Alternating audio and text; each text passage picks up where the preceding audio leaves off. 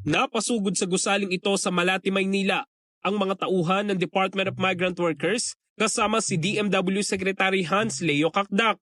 Sinadya nilang opisina ng Hikari Japanese Learning Center matapos mapag-alaman na sangkot ito sa illegal recruitment.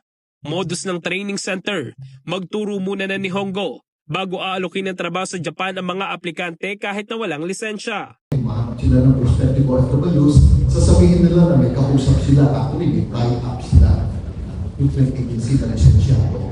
At sasabihin nila na mag-aral ganito, magbayad kayo, kayo ay magte-training, at kapag kayo ay nakapagtapos ng training, i-refer namin kayo sa isang agency na siya magde-deploy sa inyo.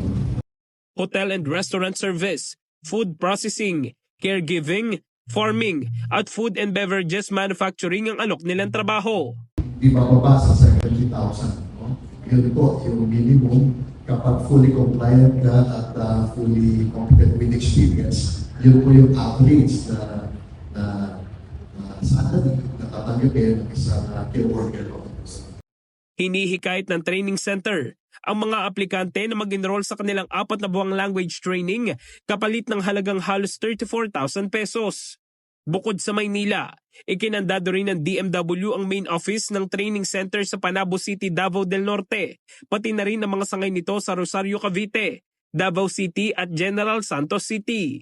Sasampahan ng kaso ang pamunuan ng training center at isasama sa list of persons and establishments with derogatory record ng DMW kung saan tuloy na silang ipagbabawal na lumahok sa anumang overseas recruitment program ng gobyerno.